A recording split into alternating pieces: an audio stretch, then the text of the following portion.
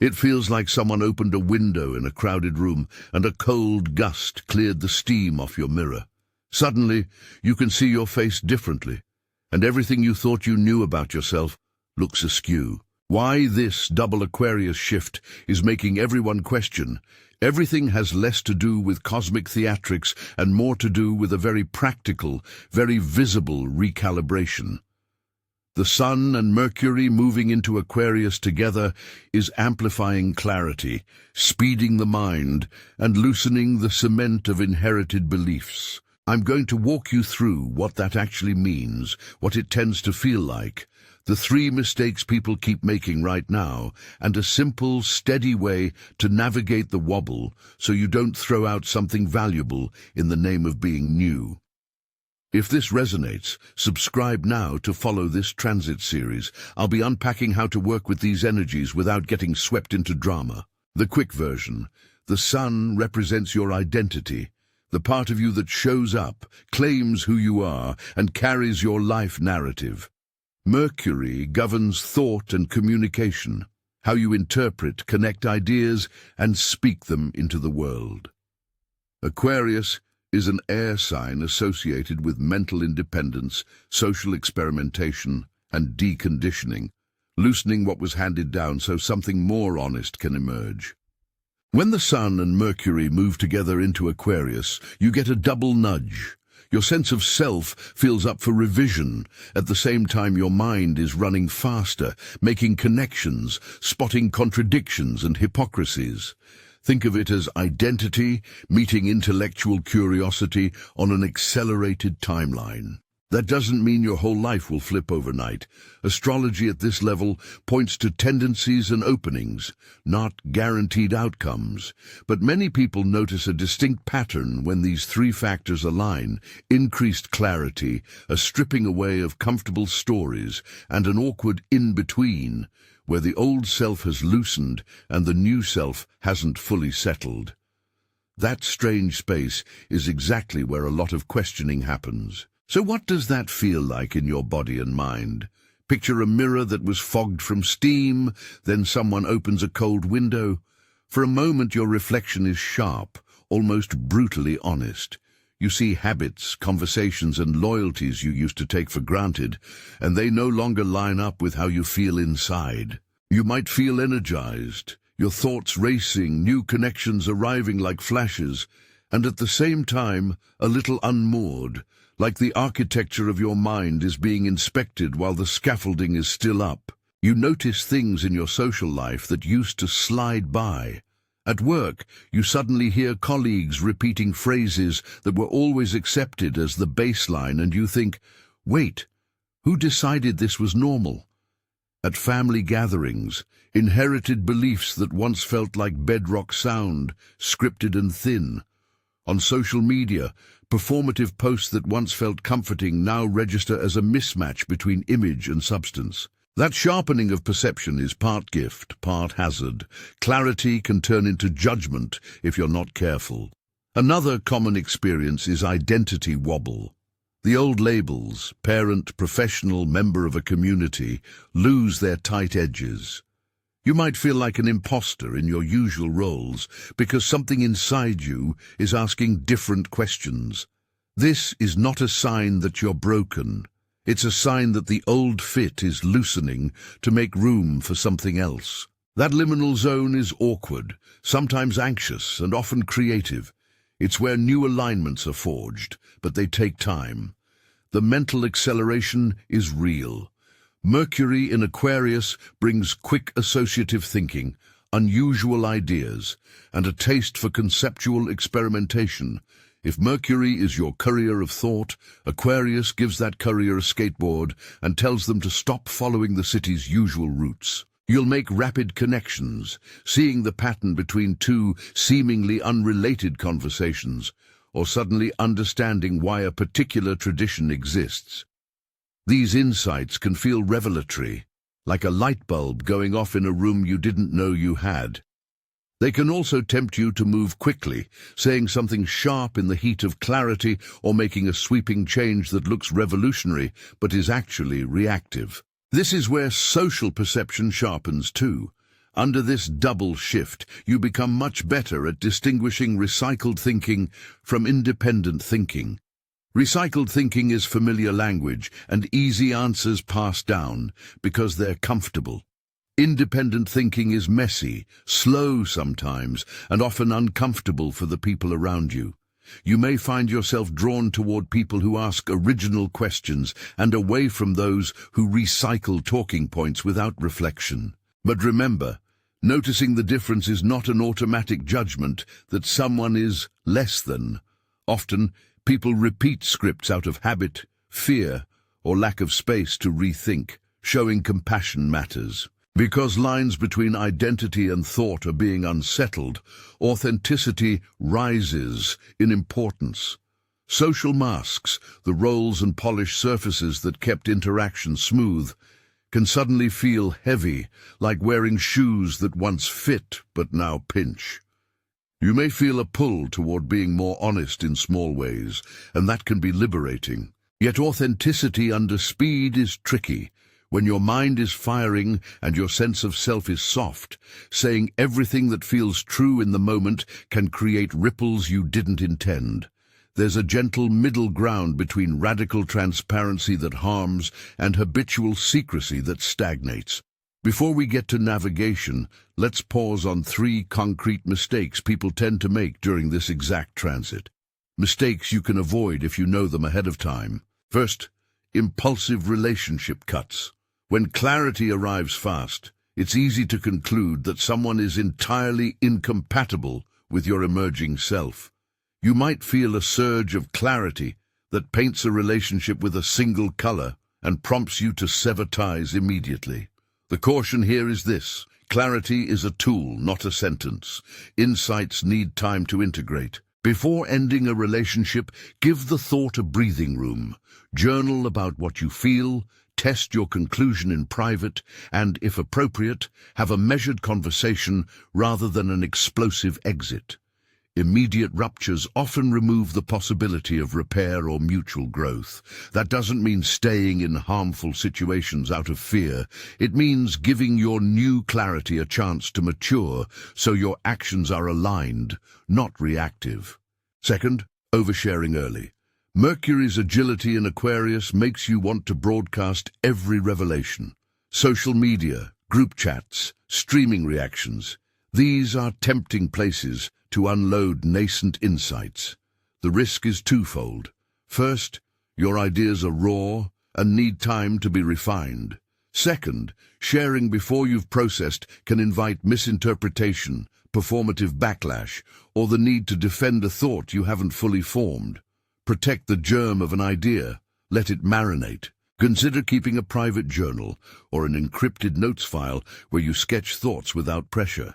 Share with one trusted person who can give honest feedback before you put it on the stage. Third, premature rejection of new ideas.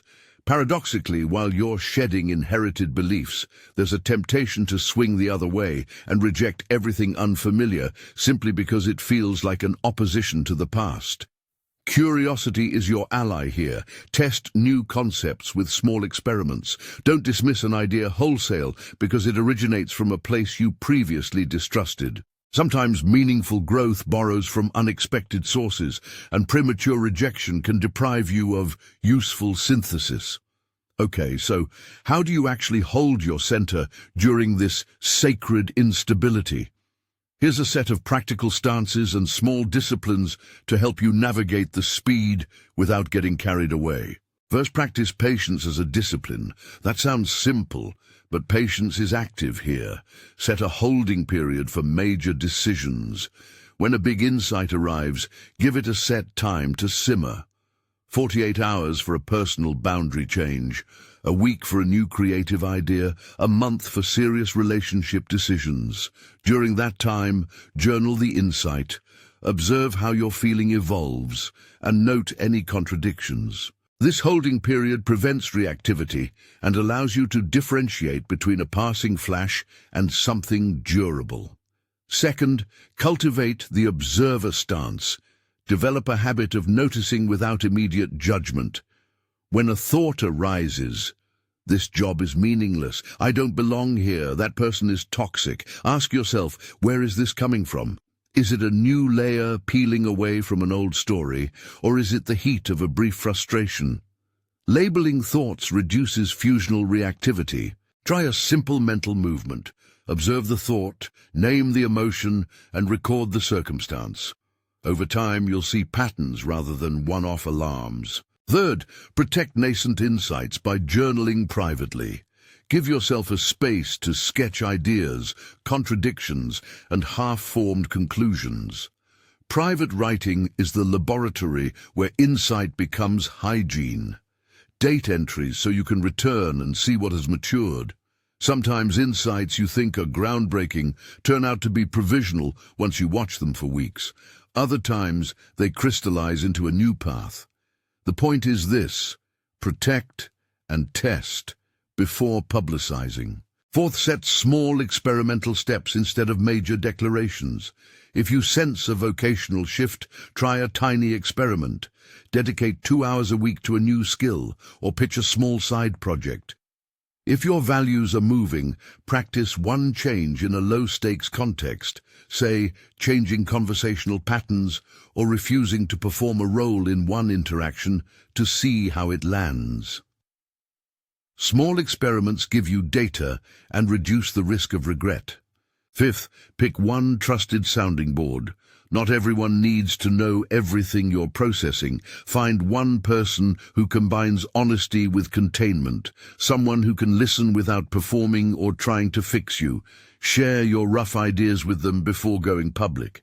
Their role is not to validate everything, but to test whether you're reacting versus integrating. Sixth, prioritize compassion toward yourself and others. As you sharpen perception, you'll spot patterns in other people that trigger impatience. Remember, many are still living on scripts that once made sense. When you notice performative behavior or recycled thinking, you can set boundaries without contempt. Assume limited bandwidth for people. That keeps your relational life navigable and preserves energy for genuine connection. Seventh, guard your communication. Mercury in Aquarius favors novel phrasing and brave honesty, but timing matters. Before posting a hot take or sending a blunt message, apply a simple filter. Is this helpful? Is it true? Can it be said with clarity and care? If the answer is yes to all three, proceed. If not, hold it and refine. A few practical micro-practices to integrate into daily life. Morning pages, 3 pages of handwritten free writing to decant the day's mental turbulence. A weekly review where you read back your notes and highlight patterns. A clarity file where you collect quotes, articles, and ideas that resonate, but that you haven't yet committed to. And an experiment log where you record small steps and their outcomes. These simple rituals anchor the acceleration in observable data and reduce the emotional drama of change. Now let's talk about social perception without slipping into superiority. It's tempting, under this transit, to feel mentally elevated, like you can see who's awake and who's asleep. Resist that pull. The point of increased discernment is not to rank people. It's to align yourself with what actually supports your growth. Recognize that independent thinking is a skill that takes cultivation.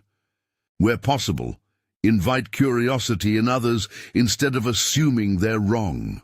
Ask questions that open rather than close. How did you come to that conclusion? Works far better than, why are you still saying that? Questions invite dialogue. Judgments end it. The issue of identity wobble deserves a little more tenderness. When your sense of self loosens, you might feel unstable in roles you once performed effortlessly. That's scary. The work here is to hold the space for a new identity to be tried on, tested, and ultimately anchored. Try identity experiments that are reversible. Take on a new creative routine for a month. Introduce a different conversation style, or adopt a new public label in a limited context. See how it fits. The goal is to gather evidence about who you're becoming, rather than betting everything on a single impulse. let's reframe the discomfort you may be feeling. Instead of thinking of instability as loss, consider it sacred instability, an intentional clearing of old assumptions so that what arrives next is more closely aligned with truth. The sacred part is not metaphysical theater, it's practical.